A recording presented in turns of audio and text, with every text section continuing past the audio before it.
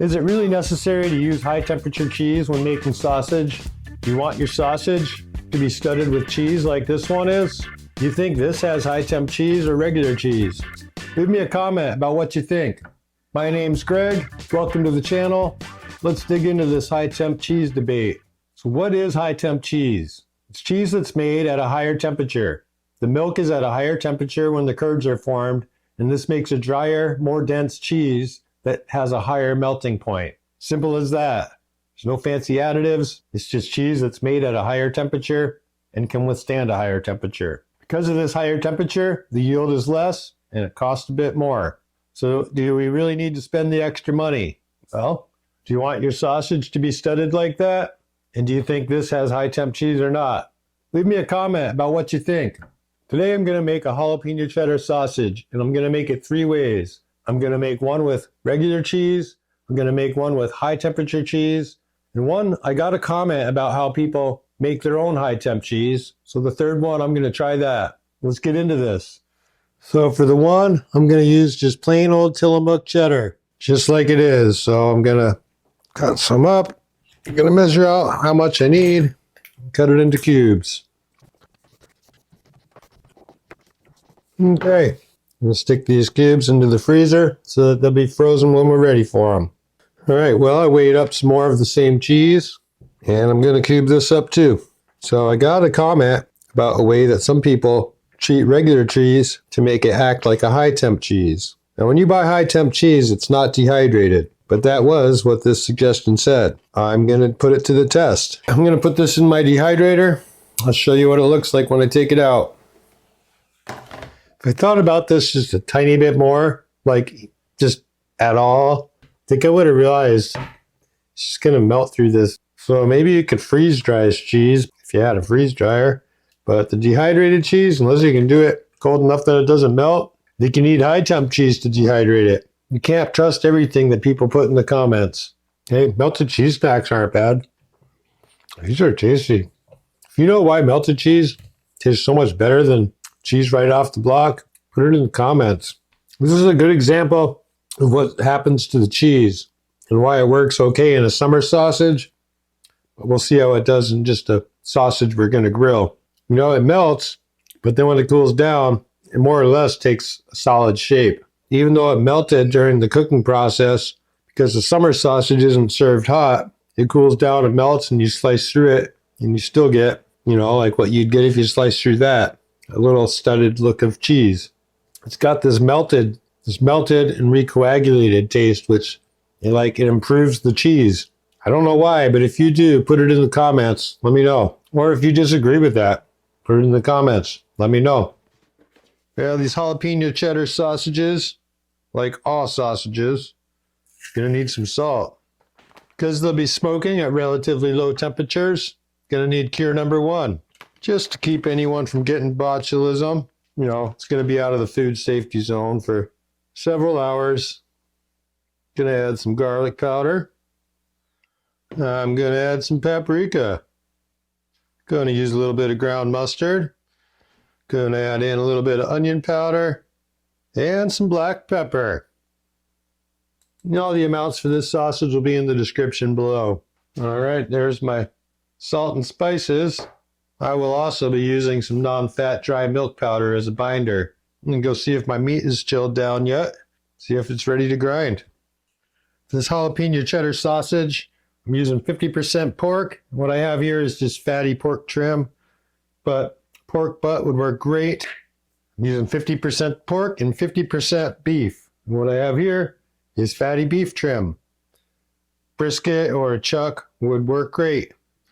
So I'm going to run this pork through this 10mm die, along with half my jalapenos, which have been seeded. Just took out the seeds and the veins. And my pork has been in the freezer, 29 degrees right now. Should be great. And I've had this in the freezer too. I don't know if you can see that it's all frosty. Just going to let the grinder do the work. Not going to force anything.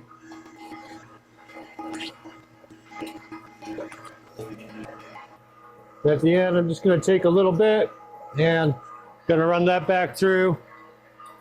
Let that push out whatever's left. swapped out my 10mm grinding plate for my medium plate, which is a 7mm.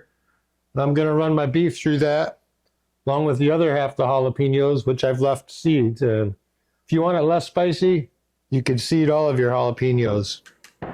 Seeds are where the heat is.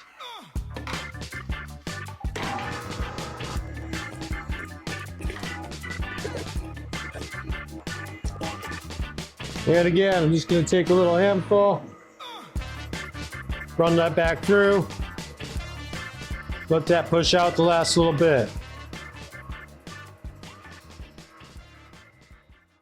So my meat's still cold, 30 degrees. I'm going to just mix it right now. I don't have room to mix in this bowl, so I'm going to put it into a bigger container. Should have just ground it into this container. That would have been a smart move. It doesn't have a whole lot of extra room either, but that'll work. Man, just look at that grind. Nice and pebbly. Does still have little bits of the jalapeno. I see green here and there. I think that'll carry through to the finished sausage.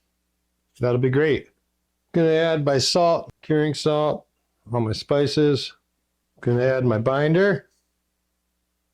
And I'm going to add some beef broth that I've put in the freezer just a few minutes. Get it nice and cold. You could use water if you don't have beef broth. You know, it's another layer of flavors. It's all about the layers of flavor. Now I'm just going to mix. You notice I do have liners on under these gloves. It's going to help keep my hands from warming up my sausage meat. It's going to help my hands not hurt by the time I'm done. Okay, as soon as I have this mixed together to where it's looking pretty much homogeneous, it's looking like it's all mixed pretty evenly, but before it gets too sticky, I'm going to split this into my 2 batches. It was going to be 3. The homemade high temp cheese, that was a fail. Now I'm down to 2 batches. Okay, here's the high temp cheese going in. It's going to be a fairly cheesy sausage here. And I did put that cheese in the freezer for a while before I wanted to use it, so it's nice and frozen. Always like to have everything as cold as possible for sausage making.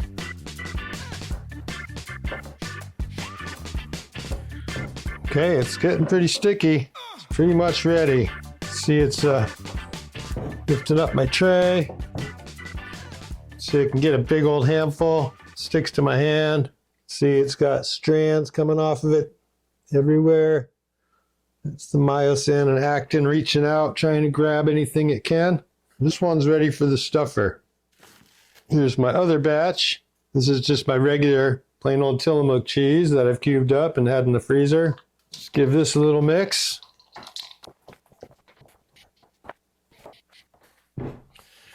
And after not much time, that's also lifting up the bowl. It's also sticking to my hand really well. And it also has strands just reaching out everywhere. Myosin and actin reaching out, trying to grab onto anything that it can grab onto. Time to get the stuffer out and rearrange my camera. I'm using 32mm hog casings. It's like to find the beginning or the end, whatever you call it. Dip it in the water. Make sure my forn has some water on it. And then just gonna put that around it.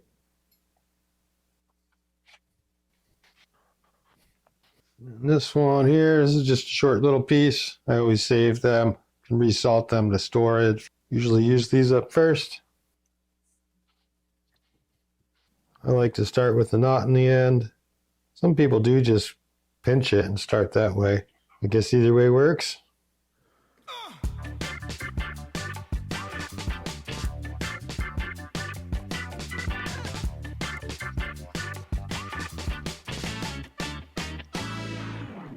Okay, so for linking sausage, you can either pinch them and alternate every other one.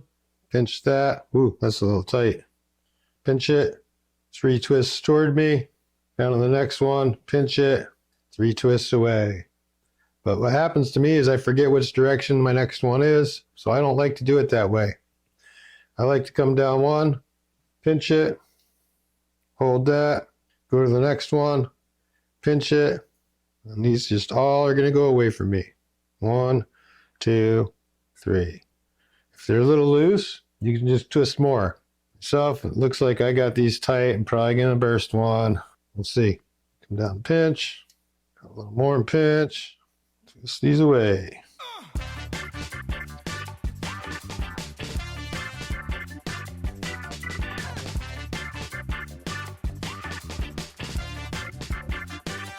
If you really want them to be the same size, you can put a mark on your tray, and then you just go to the mark every time. But, you know, I'm not selling these. These aren't commercial. I don't really care if they're... Oh, I did get them over there.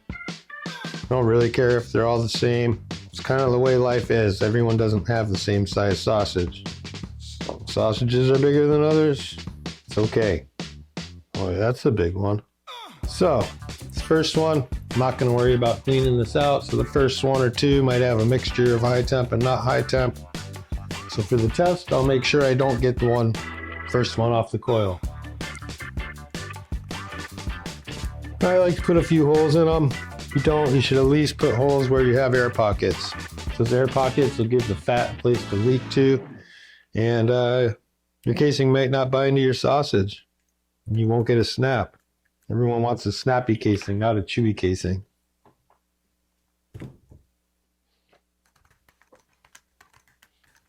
I'm going to put these on a rack, stick them in my refrigerator, leave them there overnight. Now I'm going to stuff up these regular plain cheese ones. Treat them the same as the others.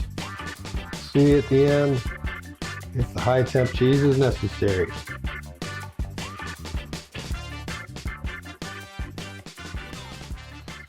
And see, let me show you something here. See, this is not pinching very well.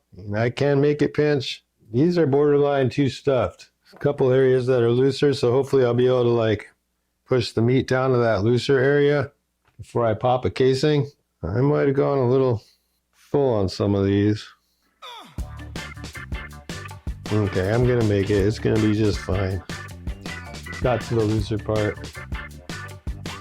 Like I said, you can give it a couple extra twists if they're a little loose. No problem with that. Same as the last, just gonna put a few holes, especially where I see air pockets. Jeez, that's a big daddy. Sorry fella, not trying to make anyone jealous, but that's a big sausage.